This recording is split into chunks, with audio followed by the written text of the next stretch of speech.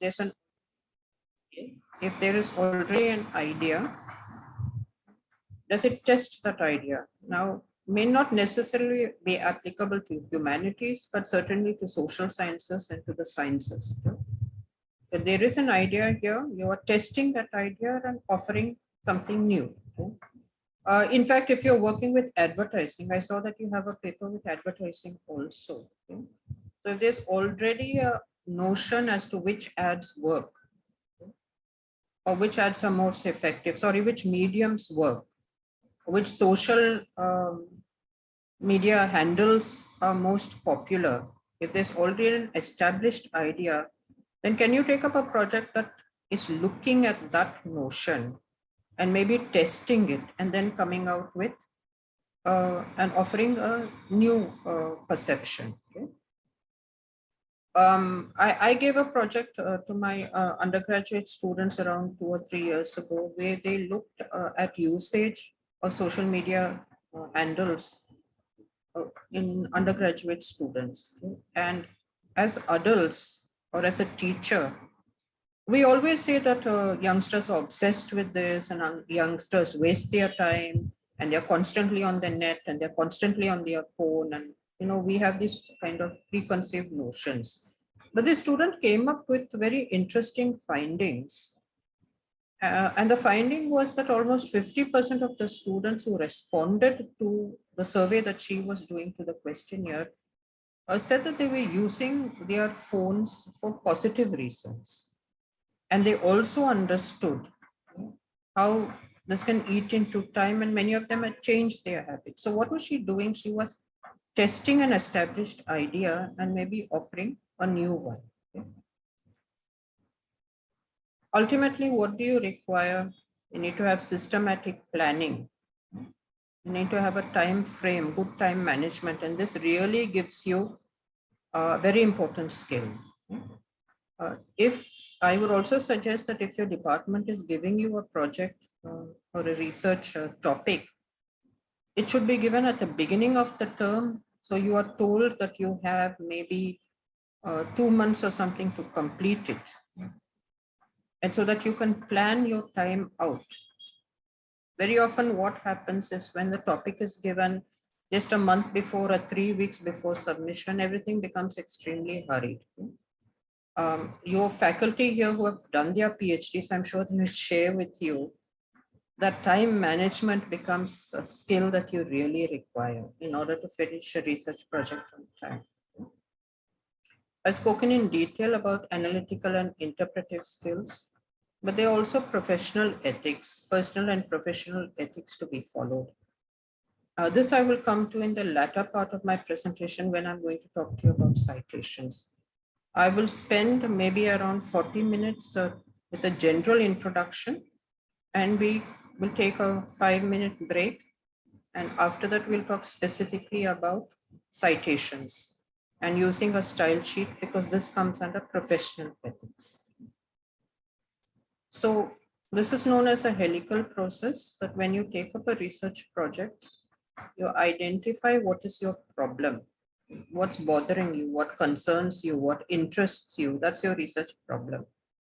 You go about collecting the data using different methodologies. After a point, you do your data analysis. What you have found, you interpret it, you evaluate it, you apply your analytical skills to it, you make a small research paper, you try to publish it. I'm sure your department will be very happy to come out with a collection of undergraduate research publications. There are a number of publications for undergraduate students if your paper is of good quality.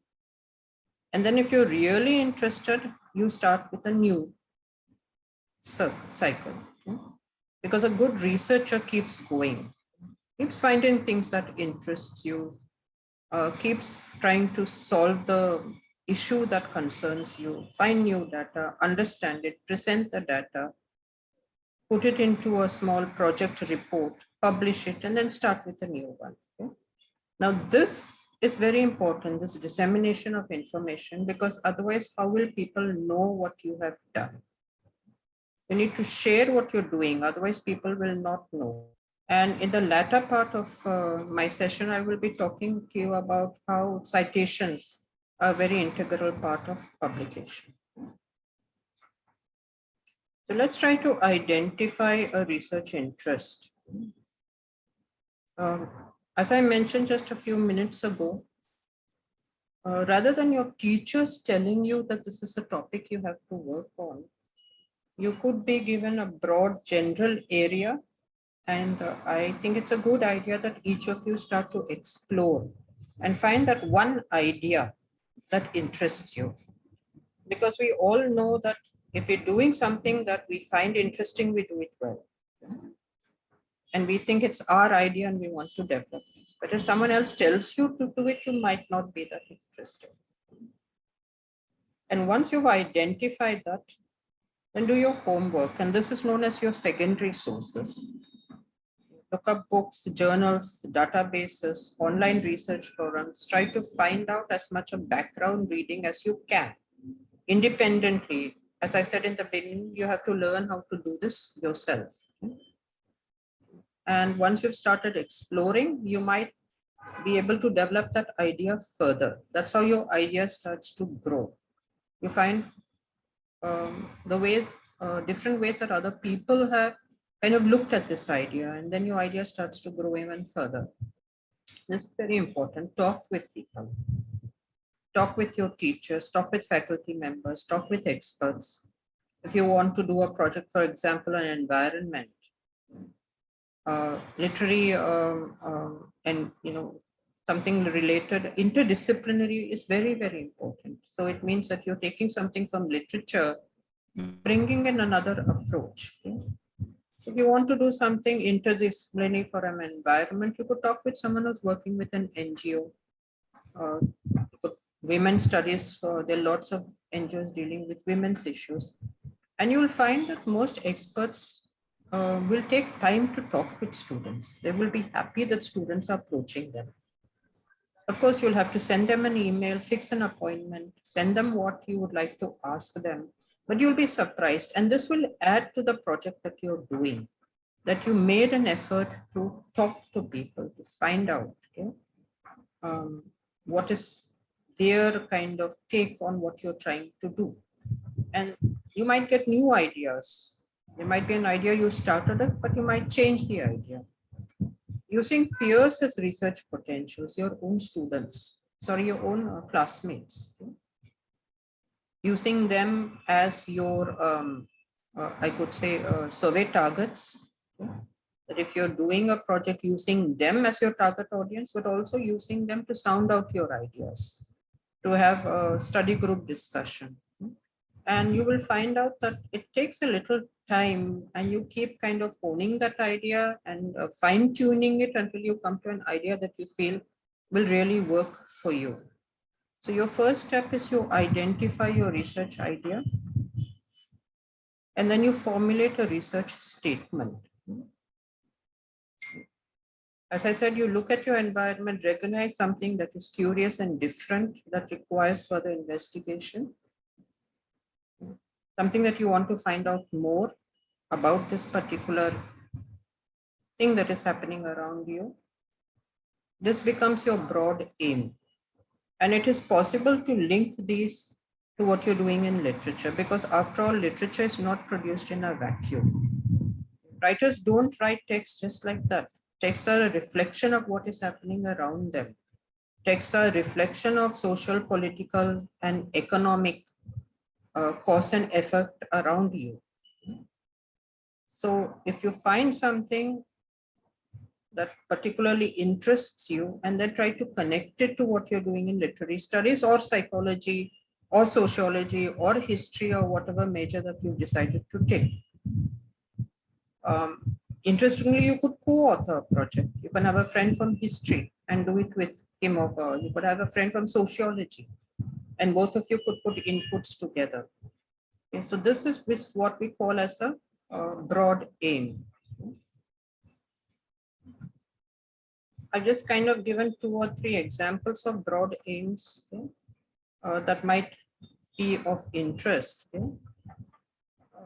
dress preferences among teenage girls and its impact on identity in relation, to the effect of advertising. How do young readers respond to literary narratives that focus on the elderly? What have been the media responses in terms of the COVID-19 pandemic? Just a couple of ideas that are of interest to me. And these are very broad areas that you then start narrowing down and try to work on it further. So if I take the first topic, the dress preferences among teenage girls, and its impact on identity in relation to effect of advertising. You take up the topic and say that I'm interested in looking at the relationship between gender and identity. What are you doing here? I'm trying to arrive at a target audience, because this is what you will have to define. Where am I going to do my project? Among whom am I going to do it? Who am I going to use as my target audience? I say I'll use a college because I'm interested in young teenage girls or young adults. So I'll do it with a college. Next, I say, since I want to focus only with girls, I will do it with a women's college. So it becomes women's college in Mumbai. Then I say, I'm looking at a particular age group. So what I'm going to try to do is to further define my area, and I say that I will look at an undergraduate women's college. So it becomes an undergraduate women's college in Matunga. Now I've added one more line with students from middle class homes. The moment I add middle class homes, how am I kind of narrowing down my target group even further?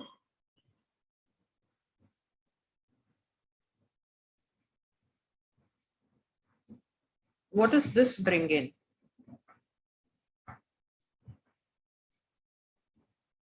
The college brings in the geographical location, right? Matunga. The women's college brings in gender. Undergraduate brings in age. What is middle Economic? class? Economic. Exactly. And what word would you use for that? Can you see I've put it down in the next line? I've put middle class. Class. Okay.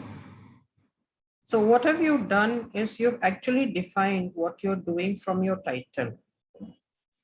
A study of dress and identity among undergraduate SNDT Women's College in Matunga with students from middle class background. And in this title, what have you done? You've brought in your age group, you brought in the gender, you brought in your location, geographical location, and you brought in your class. So in effect, what are you doing?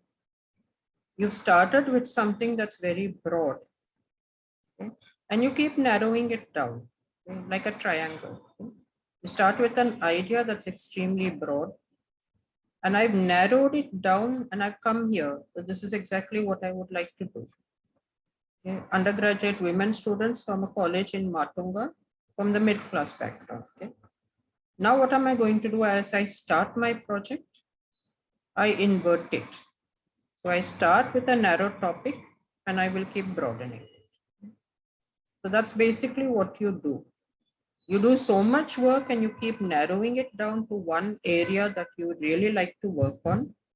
Then you invert it and you start with that one narrow area and you keep broadening, keeping all the other factors that I said in mind.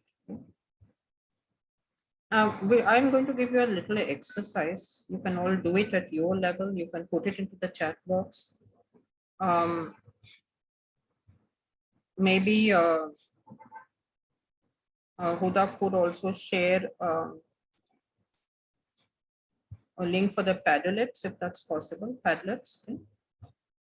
I want you, I have put here some broad areas. Okay. You can add on to that if you have anything apart from that you could do. Okay. I want you to take either any of these broad areas, or you could add on any other areas that you want. These are basically based on your syllabus. This I went through your syllabus, which Dr. Seema had shared with me. Okay? It could be something to do with advertising, consumer demands, gender studies, sexual harassment, environmental issues, or any other area that you find might interest you. Okay. What I would like you to do is attempt a similar statement using your own college as your setting and target audience. Okay? Something like this. Of course, when you're doing with your college at JHIN, this will change. Have you understood what I'm asking you? If you've not, I will explain again.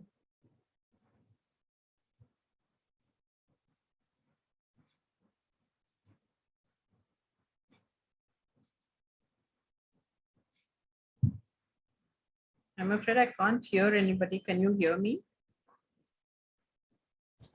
Yes, ma'am. Yes, ma'am. Yes, ma'am. Yeah, okay. So there's a Padlet that has been shared with you. We are here just to try things out, okay? Just to see whether you've understood what I'm asking you. I'm just trying to share with you how you can work with an idea and then try to hone that idea and sharpen it further. Okay? So what would I like you to do? Attempt a similar statement using your own college as your setting and target audience. You could pick out from any broad context. You can add to this if you would like. These are just some suggestions that I've given you.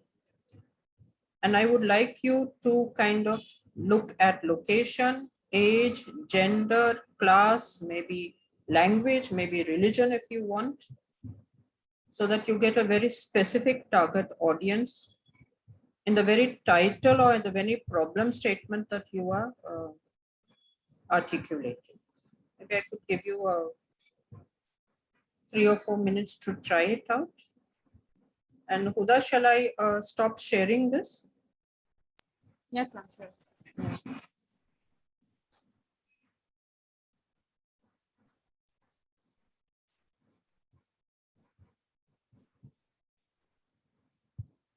So all you have to do is click on the plus button here or the pen button here. When you click on it, you'll get a screen and you can write whatever you wish to. If I want to click a document, I can add whatever. Otherwise, I can just write whatever topic that I want to write. Okay, that's it.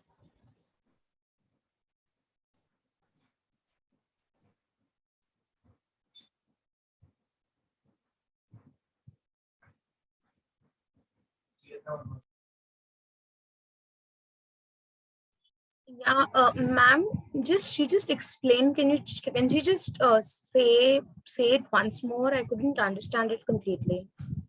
Like how should we write? So at the screen, when you visit the link, you will have this wall in front of you. You look at the bottom, the right hand bottom. You'll see a plus sign. You click on it and you'll have a screen available here that says write something. So whatever your response is to Malamam's question, you can add it here and then post it. Okay, thank you so much.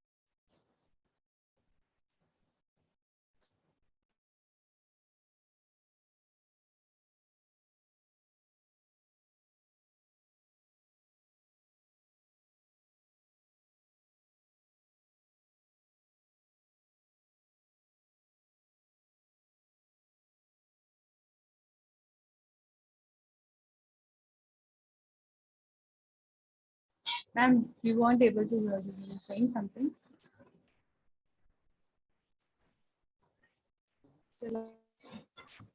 Yeah, I said I can see that people are trying that out, so that's great. Huda, is it possible to simultaneously share as people are trying? Ma'am, once they post it, like now we have that. You have the response. Okay.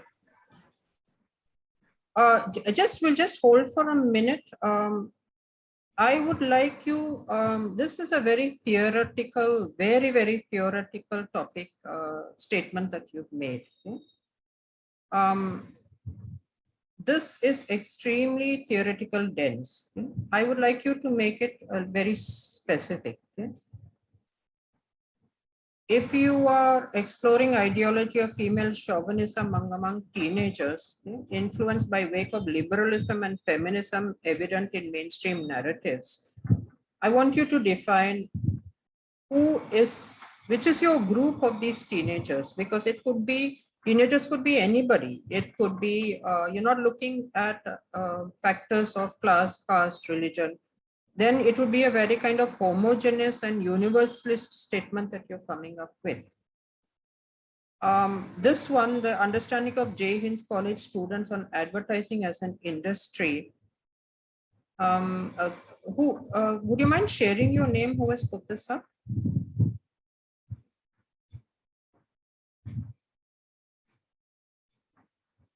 You could unmute yourself and give me your name. Ma'am, me, Prerna Kothari. I'm sorry, I didn't get you. Prerna Kothari. Reena. Prerna. Prerna. Okay, Prerna, can you make this a little more specific? J college students could be FYJC, they could be postgraduate, they could be undergraduate. All right, I'll do that.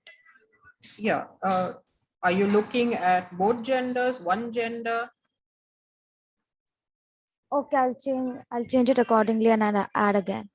Yeah, and advertising could be any kind of advertising. The whole thing, if I want the whole thing, so what should I mention for that? No, but how much time are you going to get? Are you really going to be looking at the whole thing? Advertising could be anything under the sun again. Okay, I'll see the aspect. Yeah, please do. And who has put this on pseudo-feminism? Yeah, that's me. It's Anzala. Ansala, I just would like you to maybe make this a little more lucid. Okay. Yeah.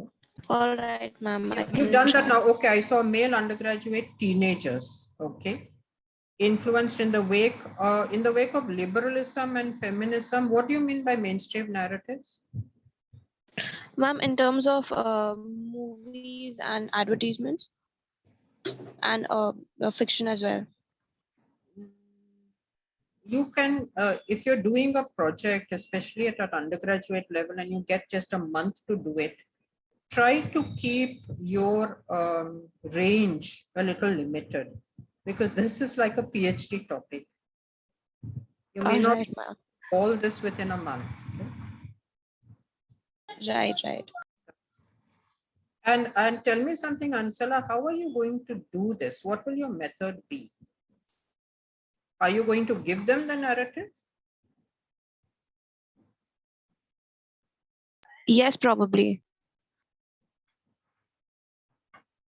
I just want to explain to you that you are saying you're going to explore the ideology in male undergraduates influenced by. Okay? So you will have to find a narrative that has both liberalism and feminism and is mainstream. Then what you will have to do is you'll have to give this narrative to your male undergraduate classmates. How many of your male undergraduate classmates will be teenagers? Are you limiting it only to first-year students? Probably second-year students. So then they would not necessarily be teenagers? Yes, right. Okay. This topic would require you to first find these narratives, analyze the narratives, give it to your male classmates, make them read it, make them understand it, and then make them respond. And I can't see you doing a topic like this in less than 6 months. Are you getting what I'm suggesting? Yes, ma'am. Could we have maybe one or two others and then we could move on?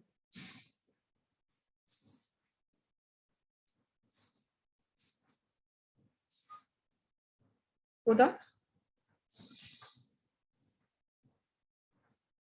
Could you share maybe one or two other topics that have come up? Ma'am, the students have posted only two as yet.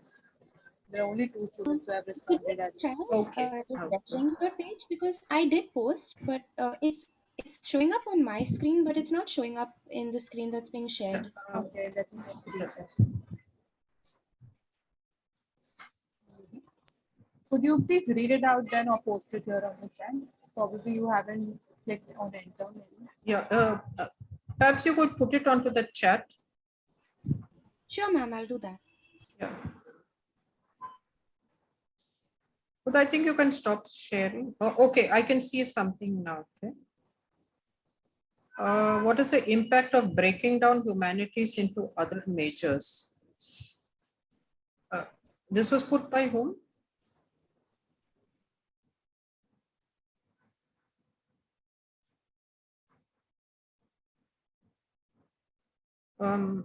Yes, Ariana, I can see yours now. But this impact of breaking down humanities, again, very, very vague. If your topic itself is vague, you're going to have a lot of problems in doing your project. If you're very clear in the beginning, exactly what are you going to do, you'll be able to manage your time more effectively. So again, here, I think that you can redefine it, look at it a little closer, and try to find out, can it be very, very focused? Once you've got a focused title and a focused topic, you'll find that the other stages will move much faster. Yes, I can see impact of gender, understanding acceptance of queer community among third year BA students. I like this. I like this. Who says this? Queer community. That was me, Arushi. Arshia, okay. The reason I like this is you can see that she is very clear. Okay, she's got two groups, third year BA and BSc students. So she's defined who she's going to do it with. She is very clear about what she's going to ask them. She's going to ask them about the queer community. Of course, within her questionnaire, she will have to make it a little more specific. And she wants to know acceptance. Okay? What is your acceptance level? Okay?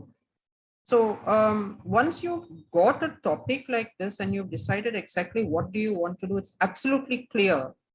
As you go along, you know exactly what you're looking, you know what you have to read, you know what you have to ask, and you know who you have to ask. Okay? So I guess that all of you must have got an idea of what I'm trying to tell you. And I think that what the department could do is you could take this up as a follow-up activity. And you could invite students to do a similar brainstorming in your class and then sit with them and walk them through this process. Thank you so much for sharing this, and definitely good ideas. 1 minute. There was something about classism. Public transport. Can you tell me exactly what do you mean by this topic? Consumption of public transport, how classism prevails in their usage, effect of capitalism on the use of public transport. Who has posted that? Ma'am, me. Yeah, can you I wouldn't say simplify it, but can you kind of reword it in absolutely clear terms? Understand what you're trying to do, but can you reword it in absolute clear terms? Public transport could be anything. So what are you looking at?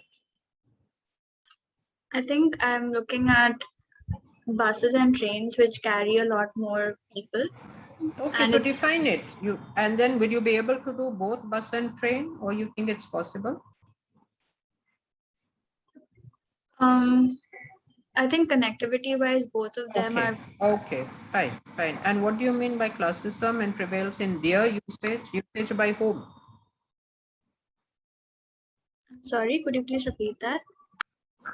Prevails in their usage. Their refers to whom? In the usage of the transportation By whom? by by a certain class of people. Actually, you are trying to find out that if the usage happens according to class, right? Yes. So you will have to say factors affecting use of public transport, rather than putting that classism into the statement itself. Okay? Effects of the choice of major in the third year. This, I think, would be possible. Again, you would have to devise a method of doing it. I think all of you, Huda, if you could stop sharing. Okay? And it would be wonderful, I think, Huda can share the entire collection of Padlets with me later on also. And definitely, I think that the department could look at it and brainstorm with the students on how to do it further. Okay? Because we need to move on, but I think that all of you have got an idea of what I was trying to explain. Okay? You're converting the broad aim into a research statement. And a research statement sometimes is known as a hypothesis. Okay? It's a statement that needs to be tested. And if it is rejected, then another needs to be tested. So for example, the last topic that was taken now, what is your hypothesis? That the class background of the student determines what kind of public transport he or she takes. Okay, that is your hypothesis. And you want to test that. Okay?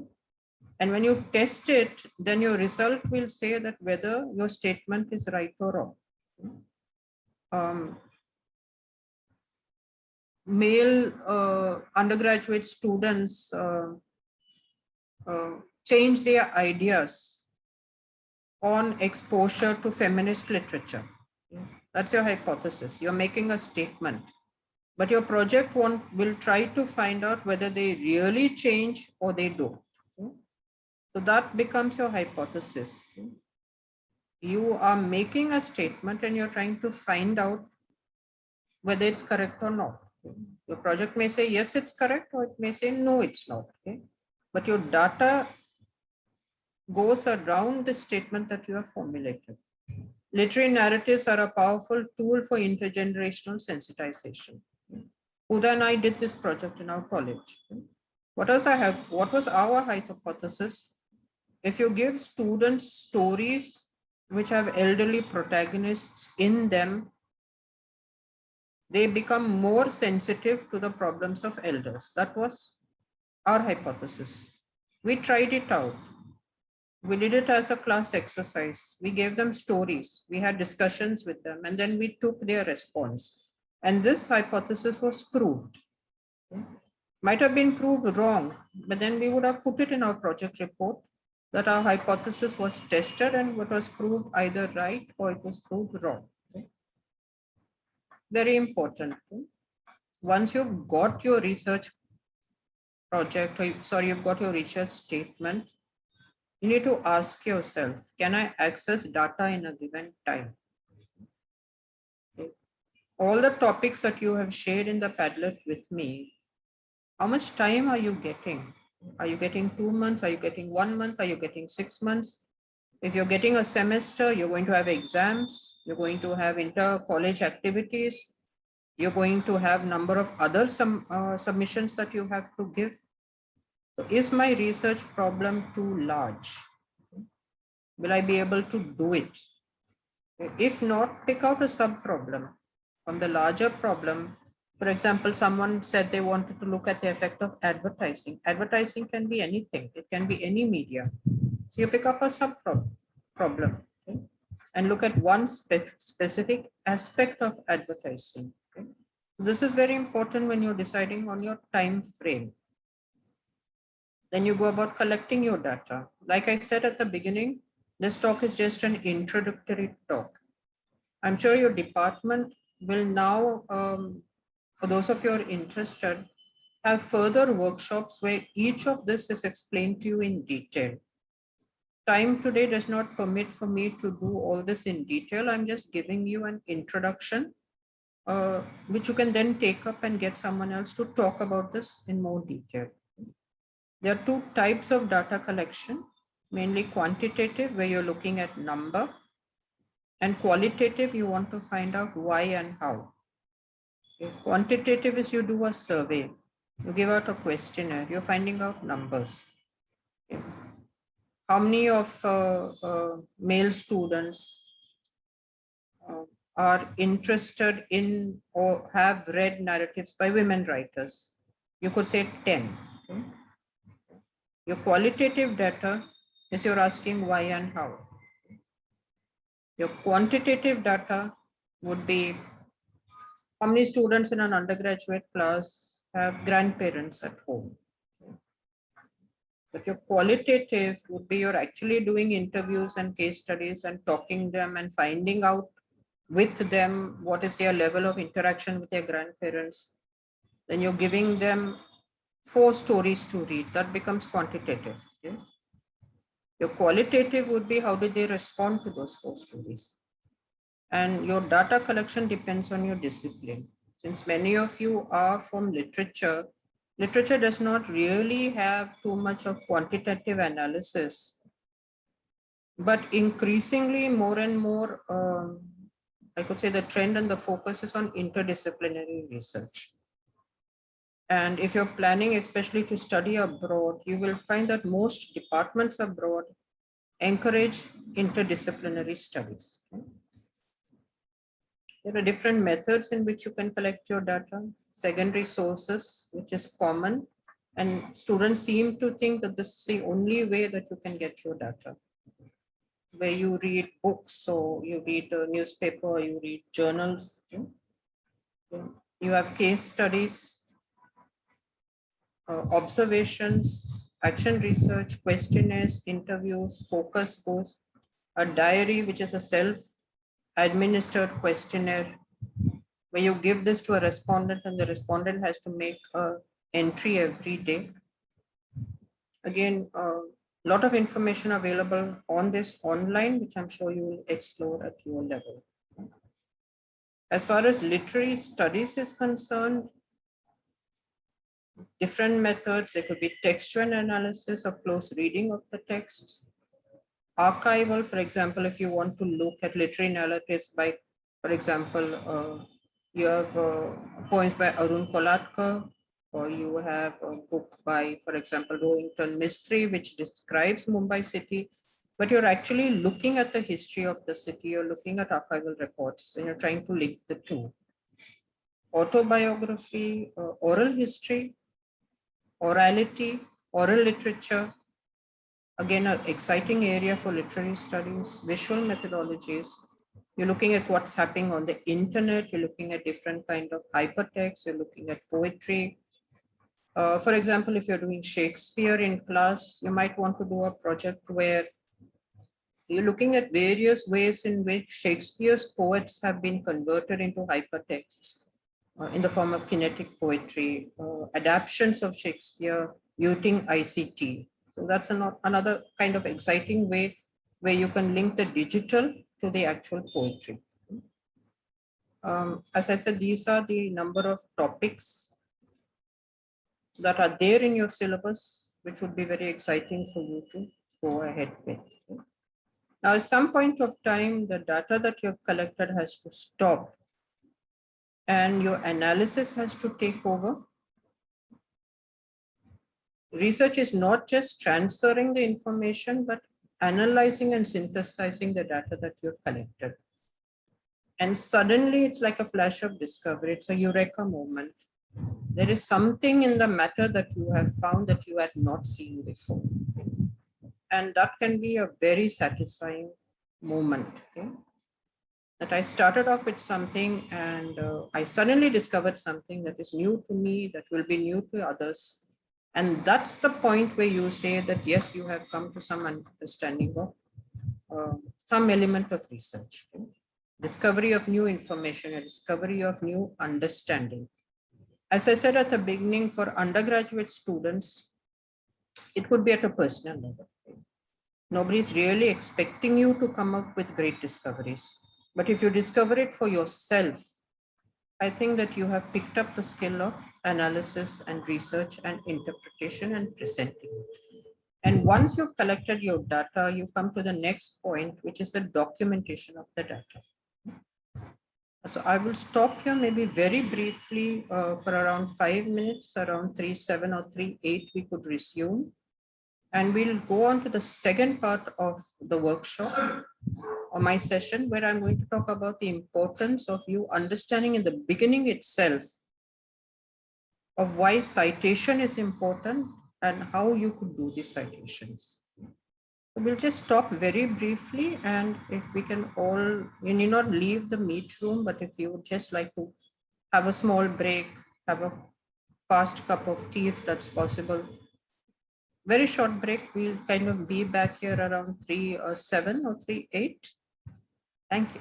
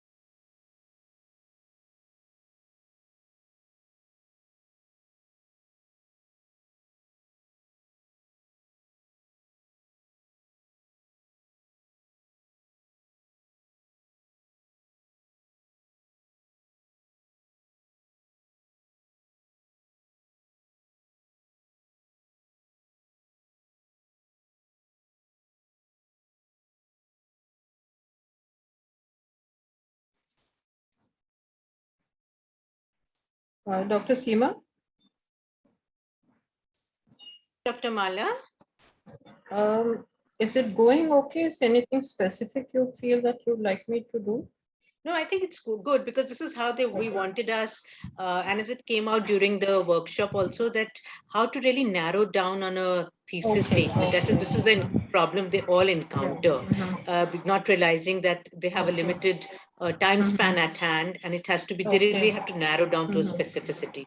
And second part is, with their citations and all, which All right. you Okay. would be, yeah. Yeah, so I think that we could share, Huda could share this Padlet file with you, and it would be, of course, you would require time for this, but all of you could maybe would sit with the students and walk them through the titles that they're given. So Right. That's what it we takes, could, yeah, yes. yeah. It takes time because, as you know, even we take a lot of time before we can actually kind of. I decide. know, and over time, I have maybe I would not say mastered, but got a hold of my thesis statement, how to going about it. But as far as time management is concerned, even I find myself really lacking, and I have to really set up deadlines. And thanks to the organizers of conferences or publishers, where they say, well, this so such and such is a deadline. Otherwise, I would never get there. So I think time management one takes a lot of time to learn. I will start with the documentation part of it, but again, like I said, this is a kind of session that requires would work very well if it is done offline, where you actually have students sitting with you, sharing their work, and you're able to Right. review I it and give them I hands-on completely guidance. agree. Hopefully, once we Yeah. begin with the online classes, this would be Yeah. high on our Yes. agenda to do this with Yeah. them. Yes. Yeah, but anyway, I guess everybody's back. I'll just continue with, can you see the screen? Screen is visible. Just a minute.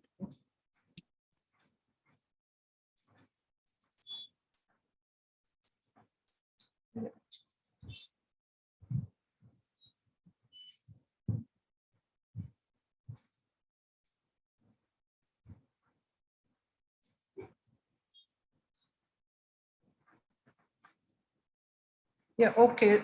So we come to the part where we're talking about the actual documentation of the data. Because what's the point of doing something if others don't know what you've done, if others cannot access it? You are generating information, you're generating knowledge, you're generating a new finding which would be useful to authorities, your own college, NGO, maybe other students of literary studies. You need to ensure that this is disseminated, that it reaches others. And the way of doing it is to make it into a report. And if you do it well, that report can be published, it can be presented. And then it becomes the kind of true goal of having done a project. Just writing a report and only you and your teacher reading it doesn't do justice to the kind of time and effort that you put in. So when you write a project report, you write a paper, these are the main parts. I'm sure these have been explained to you. You need to have a title, an abstract, a main body, and a reference. I'm not going to talk about the first three. We're going to focus on the referencing because this is linked to the idea of research and ethics. Okay? And this is linked to the idea of citations. Ma'am, excuse me. Ma'am, are you sharing the screen? Okay, not able to see it. No, ma'am. Just a minute, I'll share it again. Yeah, how about now? Yes, ma'am, we can see it now. Okay, so yeah, this was my first slide. This was the second. Okay. And this is the third. Okay. Yeah, and the second I said your paper would be divided into parts. You'll have a title, an abstract, a main body, and the referencing. But the referencing is very important because that's linked to the idea of ethics, research and ethics. And having these citations. And basically, what is a citation? A citation means that every source you cite in the paper must appear in your reference list. And likewise, each entry in your reference list must be cited in your text. Okay? A citation means, basically it means you're telling whoever's looking at your paper, where did you get this information from? You're also admitting that this is not something I have said. I have taken an idea from someone else and I have put that idea into my paper, and therefore I am giving due credit to that person. Are you able to see the screen? Yes, ma'am. Yes, yes. I was wondering why I have lost it. Okay. So if you're having lists, books, then one is assuming that you have cited these books in the body. Okay. Citation is very important because it is related to the notion of plagiarism. Okay. And plagiarism means the uncredited use of someone else's ideas or works. Okay. Academic dishonesty. It's like cheating. You may steal someone's property, you may steal someone's money, but equally dishonest is when you steal someone's ideas. Plagiarism means that you are passing off others' ideas as your own. Okay? And this is extremely important that you should understand this, because we find that undergraduate students, plagiarism is rampant, mainly because you have not been trained on the importance of citation. If you join, I was at the University of Texas at Austin, where I taught for a semester. Every student, the first thing the student is told is an ethics policy of the department, and they are told that if you are found plagiarizing anybody's idea or paper, first you get a warning, the second you get a very severe warning, and third you're out of the department. Unfortunately, we find that most of our students, and I use the word unfortunately again, that many of our teachers also indulge in blatant copy paste without giving credit to where they have taken the ideas. As you can see in this cartoon where the young boy says, "What do you mean all my facts are wrong? I copied everything straight off the internet." It's not even evaluating what you're getting off the net. Okay? And this is very basic to the idea of ethics. Okay? There are different types of plagiarism. When you present other people's ideas as your own without citing their spoken or written work, even if they've said it in an interview or they said it in a speech, you have to give the credit to them. When you hire someone else to write your paper or your thesis, this is again a big industry. Okay? Where both, I think, not only MPhil and PhD scholars, but undergraduate and even schools, students pick up these papers from the market. You know, I was kind of say stunned when a few years ago, someone in my building society approached me and she said, "I believe that you're an English teacher and this is a topic my daughter has to write for some international board." Okay? And when I told her that, Anna, how can you ask something like this? She said, "No, but it's quite common. English teachers get paid. You know, a parent pays them 2,000, 3,000 and gets the paper." And then I came to know this. There are actually stores that are there. They're all online now, which hires people who have done English literature.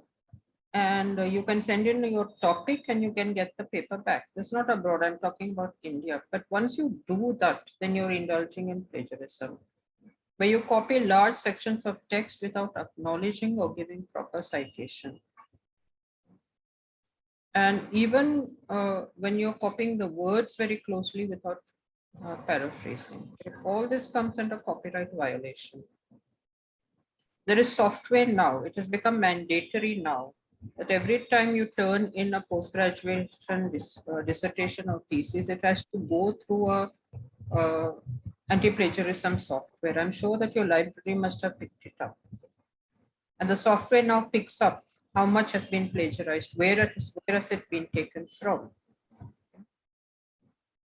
You're not allowed to quote more than 500 words of published material. Okay? You can't reprint your own paper for which you have given over copyright. Okay? You cannot reuse electronically available media without citing exactly where you are taking it from. At the same time, what does not require credit? Each time it is your personal experience or observation. You need not keep giving credit to yourself. Okay? You can include it in your paper, but next time someone cites your paper, they have to give you credit for it. They have to say that they got it from your paper.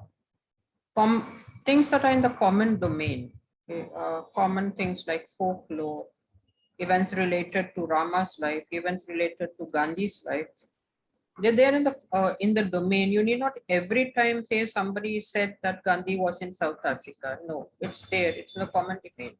You need not say that this particular writer said Gandhiji started the Satyagraha movement. Okay, these are entered into the domain of common knowledge, and there are some generally accepted facts,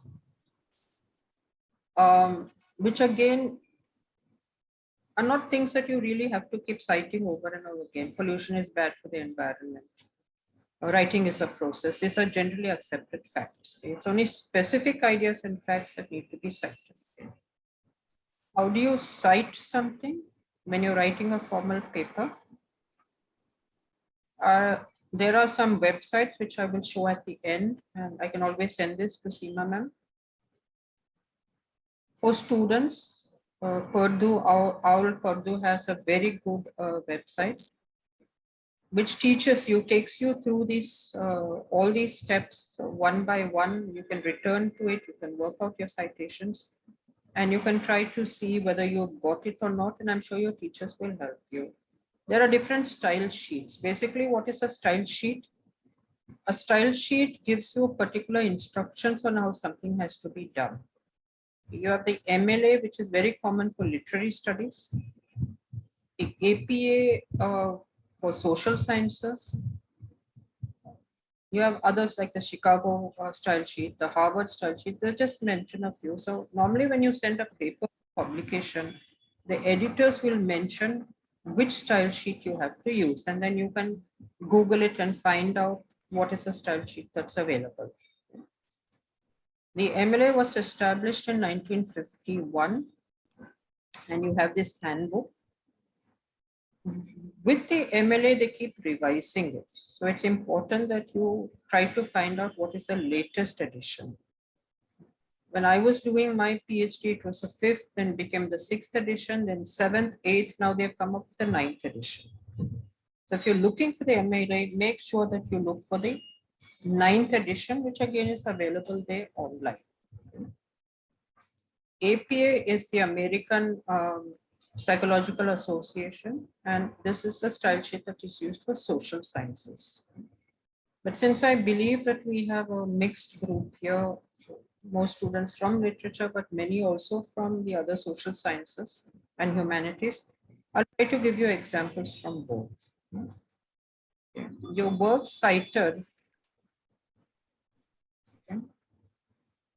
is a list that you get at the end of your paper.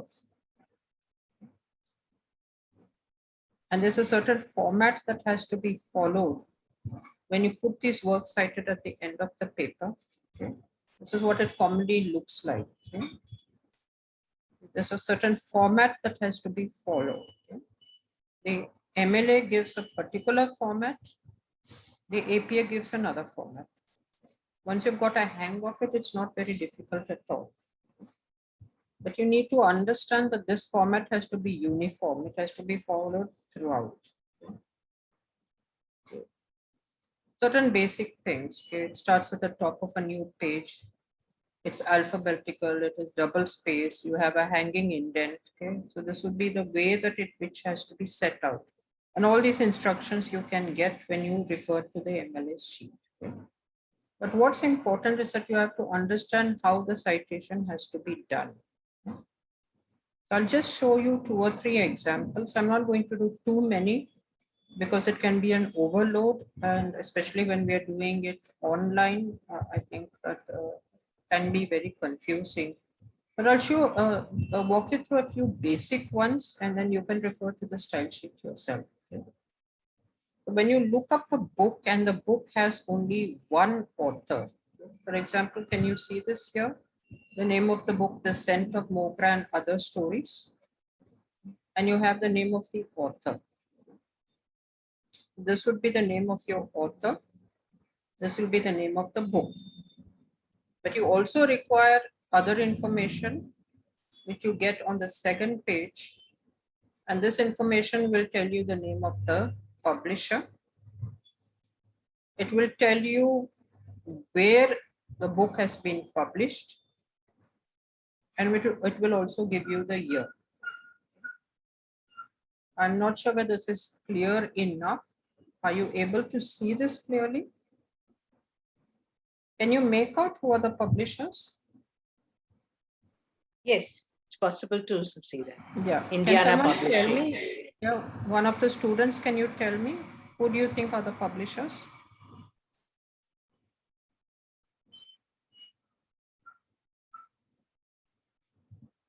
Inanna Publication and Education Yeah. News. Yeah. And can you make out where it is published?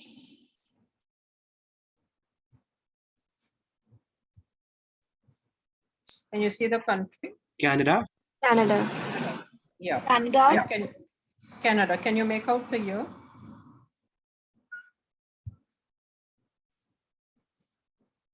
(2018). 2018, okay. So when you are citing, your citation will have to have the name of the author, the name of the book, the name of the Ma'am, publisher. where's the year mentioned? Can you see right at the top, copyright 2018? Yeah, yes, ma'am. It's a Okay. bit hazy, It's but blurred, yeah. okay. Yeah. And you can see down also the series, and then below that you have the ISSN number and you have a year. Yes, ma'am. Yeah. Every book will have this copyright notice and a year of publication. Okay? Now, this is very important. Okay? So when you are citing, okay, what will you do? I'll just come back to this slide. You have the name of the author, but the second name comes first. Patel Sheila, the name of the book, the name of the publisher, and the year. Okay? Now, what is happening with the MLA 9th edition is they have dropped the place. Okay? The 8th edition used to ask for the place where it's published, but the 9th edition does not. Okay? Okay.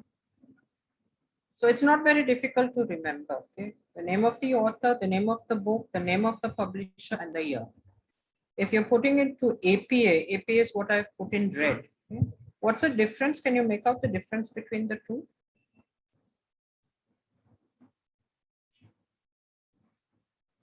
The year is mentioned before the year of Yeah, the year is publication. mentioned in brackets, right? And this is very important. Comma, full stop,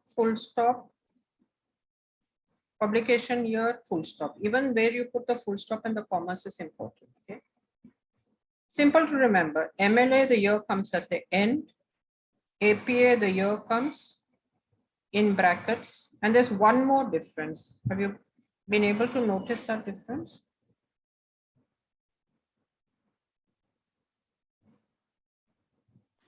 Ma'am, in MLA, the entire first name is there. And APA, Exactly. Yeah. Very good. Very good.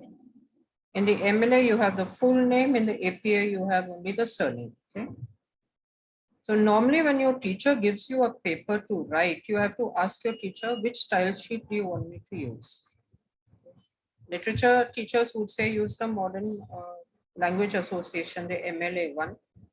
But if you are from any other discipline, you might use the MLA, you might use the APA. Okay? Okay, now let's come back to this. Can you try this out? Anybody could try it out on the chat box. What would come first?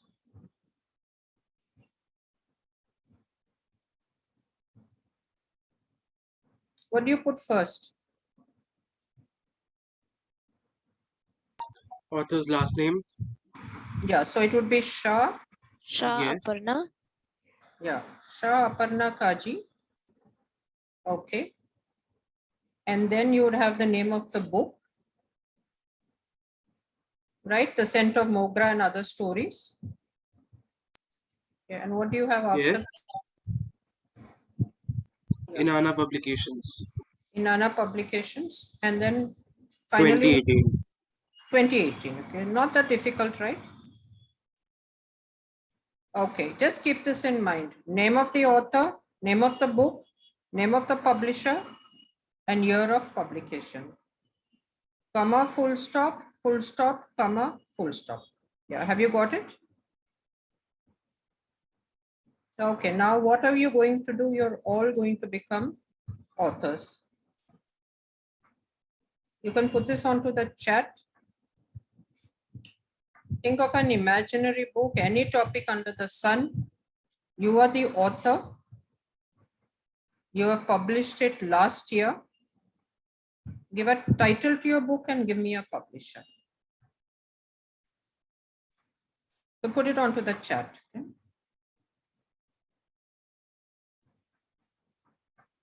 You got what I'm asking you? You're the author. You have published it last year.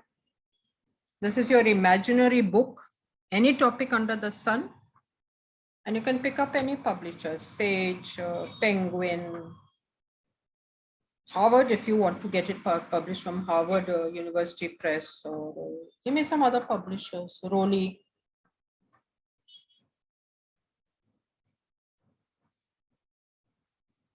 Oh yeah, imaginary publisher also. Just put it onto the chat. Yes, Shena is going to Poison and Anecdote, Penguin Publications. Okay. Shenas, is that a novel or what kind of book? No, it's my name, Anzala Shehnaz. No, your Poison and Antidote, are you public? That's the name of the book. Yeah. Okay. Kaya, year of publication, and who is your publisher? Penguin Publication. Okay. Aksana, Flowers Journey. Prerna, Surfing in Space. Okay, can you try putting it into APA now?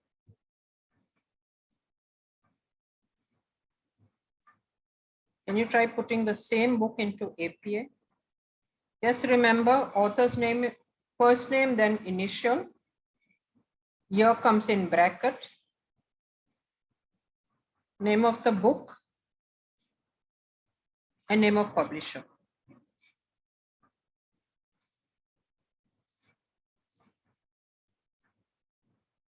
Try putting your same book into the APA style sheet.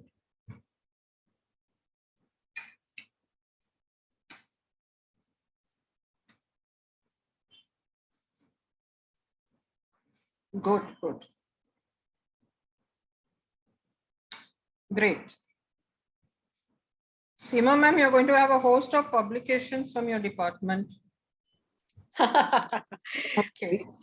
Yeah, and some very creative names. Great, great. Okay, so I think most of you have got a hang of it. It takes a little practice, but it's not that difficult once you've got this order in your mind. Okay. Let's go to more than one author. Okay. Not much of a difference. Only what are you doing? You're putting the and. And what is the difference here between the MLA and the APA? Again, you have the initial and not the entire name. Yeah. And can you see you have AND written in MLA? Whereas the APA, you're using the symbol for and.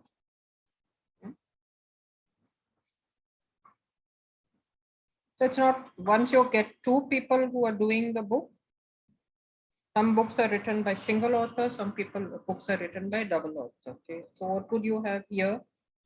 Name of the first person and name of the second person, name of the book, name of the publisher and year. In the APA, name of the author, initial, and name of the author, initial, year, name of the book, and publication. Okay. So let's repeat the exercise. Now pick out your friend who is co-authoring the book with you. You could use the same title. and add your friend's name as the co-author.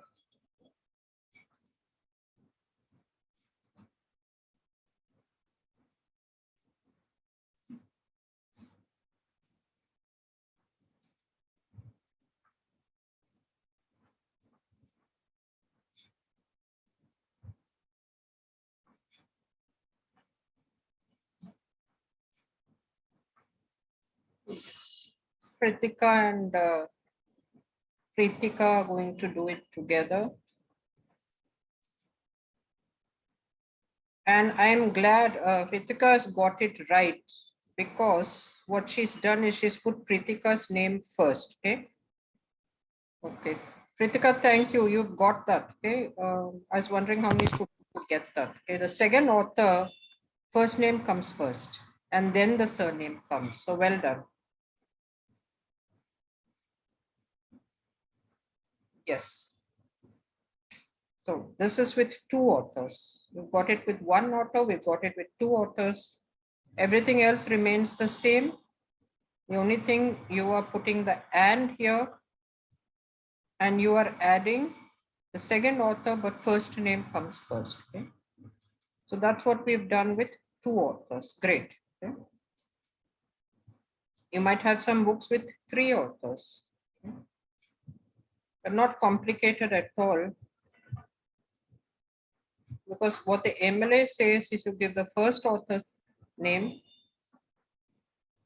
first author's last name and first name, and then add et al.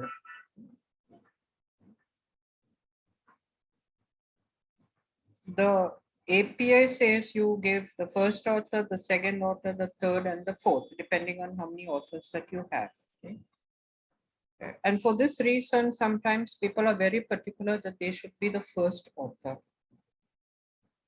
Because if you have more than three authors, what's going to happen is only the first author's name will get published. Okay. And so on and so forth. Okay. Once you've understood the order, it's just a question of you understanding what happens with three authors. It becomes et al. Okay. Now you might be citing more than one work by that particular author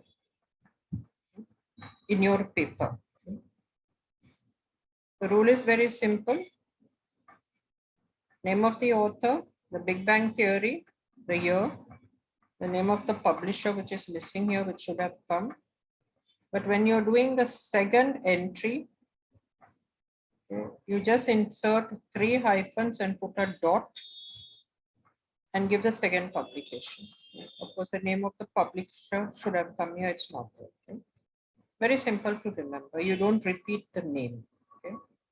Every time you are adding one more book under that particular author, type 3 hyphens and put a dot. Sometimes you don't have an author. If there is no author, you have to list it by title.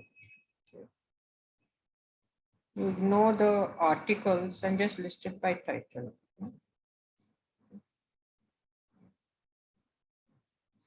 And this would come alphabetically. So if you cannot find the author, you list the book just by the title. Very often, what do? We pick out anthologies. And an anthology is a collection of essays that are put together by an editor. Okay. So you may be referring to a particular paper from this collection. You're not referring to a book by that particular person. And this is one of the things that we most frequently cite. Okay. The person has written a paper, the paper is included in an anthology, and you want to cite that particular anthology. Okay. Okay. Anthology details, again, you would look in the inner page where you'll get all the details that are given to you about the publisher, about the year of publication. Okay.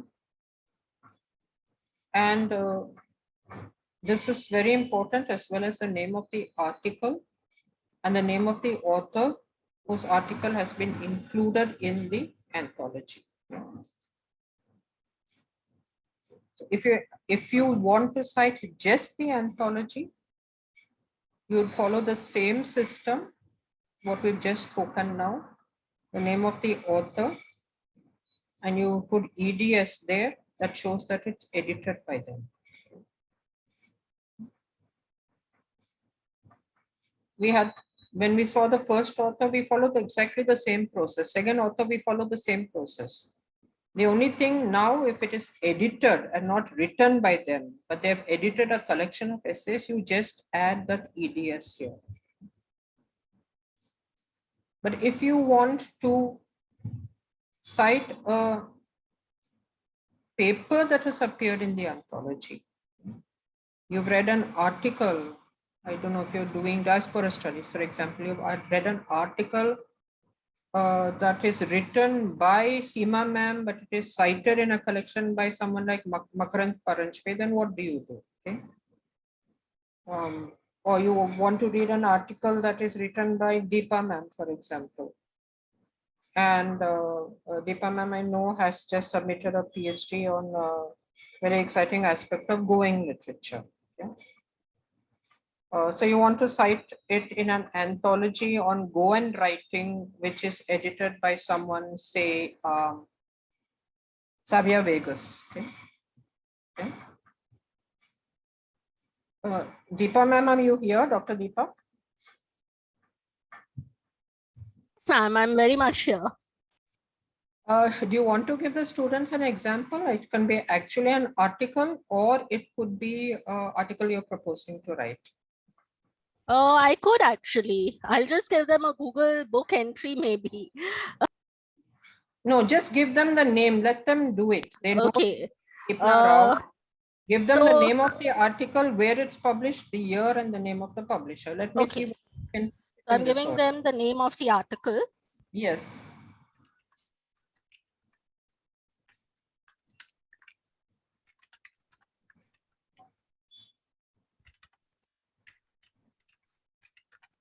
You could tell it to them verbally. I'm just putting it down. 8 motives of food and hunger. It has to be published in an edited collection. So give me the Yes. editor. Just think of it. Okay. The Famished Gods, and give me the name of the editor. Do I have to give the full name or do I give initials? Give the full name. You could give the full name.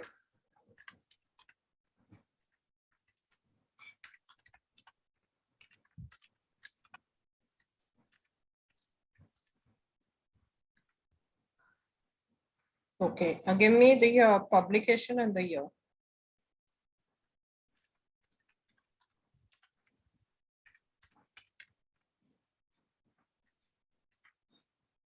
I would like the students, you need not type it, but someone could volunteer to put it into the format, required format.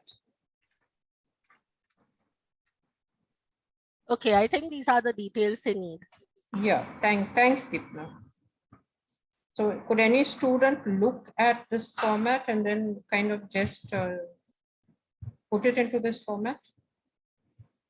You could do it verbally. Ma'am, Yes.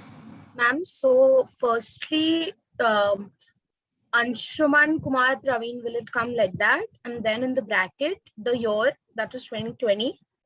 Then I think the Famished Gods, and then lit motives of food and hunger.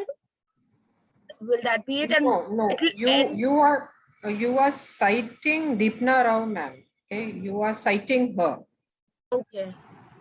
She has to come. You are citing the author. The author you are citing has to come first. So what would you put first? So Deepna ma'am's name will be at the start, and then. Yeah, can you put it? Can you tell me how you would put it? So will it be Rao, Deepna? Yes, correct. Rao, Then- Deepna, full stop. Yeah, then it will be the year in the bracket, that is 2020. Full Oh, stop. you're doing it in MLA. I've put the example on the screen. MLA, the year comes at the end. Oh, sorry. Then it will be title of the section, that is Exactly. the famished gods. Yeah, so famished gods, can you see the MLA, you put it in inverted commas? Yes, so it's in inverted commas and then a Yeah. full stop. Yes, And then lit motives of food and hunger, comma, yes, yeah, edited by yes, Praveen Kumar Anshuman, yes. and then Pharaoh's publications. Great, great. And then the year. Yes. And Deepna ma'am has to give you the page numbers. Yes, I forgot that. So maybe I'll Yeah, just okay. put down the numbers Yeah. also. Yeah, because that's important. If it goes to a good journal, the editor will send it back and say, please give the page numbers. Yeah. Okay. So let me just give a. So it will be PP full stop, 19 Yes. to 32, again full stop. Yes, great, great. Okay. I hope the other students have understood. The name of the author, the article that you have cited from, the book or journal in which the article has appeared, the name of the editor, publisher, and year. It takes a little practice, but once you've got the hang of it, then you can't go wrong. Okay. Always the author whom you're citing would come first. Okay? So if you're taking it, for example, here, the same thing, you're taking a journal. Okay. Okay, so you have the name of the author, you have the name of the article, you have the journal, the issue number, the year, and the page numbers. Okay. The journal, all that you do, there would be no editor. You'll just give the name of the journal, the issue number, the page number, and the year. You could spend some time after the session is over, tomorrow, the day after, when it's fresh in your mind, just to go to the MLA style sheet online and go through the examples there. Once you've got this, then the hang of it, then it's no issue at all when you start doing it. Okay. What is important in the 9th edition of the MLA is that they give you a lot of examples. How do you cite articles that are appearing online? And this is what is required, because more and more we tend to refer to things that are online. Okay. Whether it's online, offline, on the internet, from a library, citations are equally important. Okay. So there are a number of examples. If it's an online journal, okay, from EBSCO, for example, this is a database. Okay. Your citation would remain almost the same, the authors, the article, the journal, but you would give the URL. Okay. The URL becomes very important. Whenever you're citing something from a database, you have to add the URL below this. Similarly, when you're citing an e-book, more and more we all buy books of Amazon, which are e-books, because they are much cheaper also. And I find that students find it much, they find it easier to use e-books than physical books. Okay? So you'd have the name of the author, the name of the book, the name of the publisher, the name of the year. It remains exactly the same, but you would give the URL if it is an ebook that you're reading it online. If you bought it from Amazon and it is Kindle, you will have to give the Kindle version as part of your citation. Other citations, I'm not going to spend too much time now, but for example, if you are citing from a blog, you're citing from Twitter, you're citing from Facebook, all these examples are given in the MLA. So even if you are taking someone's idea from Twitter, you want to quote someone has said something on Twitter which you find very interesting, but it's not yours. It's someone else's idea, you'll have to cite it. And go to the MLA, and MLA will tell you that the various social media, how can you go about citing these things. We just have around 10 minutes, so I'm going to talk about in-text citations. In-text citations is in the body of what you are writing. You'll have to give the name of the author and the page number. These are known as in-text citations. So if I say, for example, Achebe, page number 17, Then whoever's reading the paper would go to my reference list, look at Achebe, and then find out which text of Achebe I have cited from.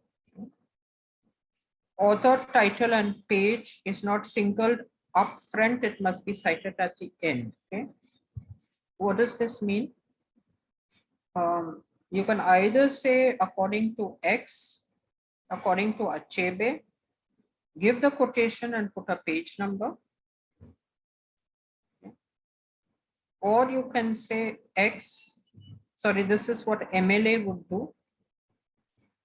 What APA do would put X, would give the year, say argue that, and give the page number. Okay. Now, if you're using two texts by Achebe, you will have to give the year here, so that the author can distinguish which text you're referring to. So this is known as an in-text citation. Whenever you're using a quotation as a phrase, you have to take that quotation phrase, put it into your body, acknowledge who is the author, and give a page number. Okay. Acknowledge who is the author. If there are more than one author, then give the year. Okay. You could say in 1985, Williams reported that. Give the page number. Subsequent to that, Williams tells us that. Give the quotation, give the page number. According to Williams, give the page number. Okay. So there are certain signal phrases that you can use. He has contended, he has responded, Williams reported, Williams argued, Williams concluded, Williams maintained. Okay. But you are acknowledging that these lines are not from you, but they are from someone else. Okay. Here's another example of an in-text citation. This is a critic, Searle, who has written about Things Fall Apart. So you're describing Okonkwo, who is a character in Achebe's Things Fall Apart. Okay. And this is what Searle has to say on solid personal achievements. You've incorporated this into your paragraph, but you want to show that this has been said by Searle. So you put it bracket Searle and give the page number. The APA will ask you to put the year. So you would say according to Searle, give this quotation at the end of your sentence, again give the page number. These are a couple of examples which I am not really going to spend too much time on, because we're almost at the end of the session and I think it will become extremely confusing to you. But I just wanted to share two examples of social media citations, where you would have the social media handle that is given, and again, the URL of exactly where you have picked the quotation up from. MLA also gives you how you can cite from YouTube, how you can cite from television episodes. Almost every point of information that we get today, which earlier was not part of the MLA, is now incorporated. So if you've heard something from a TED Talk, for example, you want to incorporate that. You've heard something of an interview on YouTube, you want to incorporate that. You're free to do it, as long as you acknowledge that this is something that has come from somebody else, but you want to use it in what you are writing. If you're using a photo or a map or a diagram, it's necessary that you provide a note and say that this is a photo taken by such a person. This is a diagram drawn by someone else. Okay. Or if you have taken it from another article, you have to have a note saying that where you have taken this photo, or where you have taken the diagram from. Now, computers have made things very easy. There is a tool in Word if you're using Windows, okay, which makes it really easy for you to, you don't even have to remember how to do the citations now. If you go to references, and you see here, you go to references, and under references, you have an icon here that says insert citations. you can click onto this and you can choose which style do you want to use. You have MLA, APA, you have all these styles there. Okay? So you don't even have to remember, as long as you've got your material with you, you just open this and it gives you the order and you can enter your matter there accordingly. As long as you've understood the importance, and every time you refer to something, you have to make a note, because later on you can't go back searching for it. And once you've got all this down, when you're writing your paper, it also has a facility that says insert citation. So you can open your paper and say insert, and it inserts it automatically into your paper. So actually for students today, life has become so much easier. It might be easier, but please be ethical. And that's why it's very important to learn the ethics of research, because your past will catch up with you at any point of time. If you've been following the paper, we have vice chancellors today who used someone's paper 20 years ago, but they're being caught today. And it's almost a crime that you have used someone's thesis, you've used someone's dissertation, you've used someone's paper to piggy bank on it to get where you are today. So don't think people will not notice. They may not notice now. But what is dangerous about the internet and the virtual world and the digital world is that once it's there, it's there. You can't do anything about it. Okay? There's a very interesting, I think, a petition that's been filed by a television star, I think, who's asked for the right to be forgotten. Okay? And he says that I did something very foolish many years ago, but it's there on the social media and I have a right to be forgotten. Okay? And interesting, that's something going on in court now. Okay? But be very careful, even as students, on what you put up in the digital world. There are plagiarism checkers. There's, of course, Turnitin and Urkund, which university libraries use.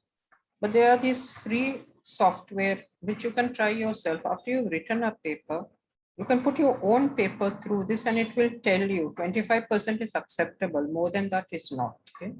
So you'll get an idea as to whether you have used the correct tools or whether you've picked things up and you've not been given the correct credit, or you're not being given correct credit to others. Okay? And ultimately, I think that it's all depends on your interest, your passion, your determination, your dedication, and it's not that difficult at all. Because once you get into the research mode, it's a habit that's going to stay with you for a lifetime. I will share these references with Seema ma'am. As I said at the beginning of my talk, the Stride Research Center will have a recording with this, which we will share on our college channel, and I will share the URL with you.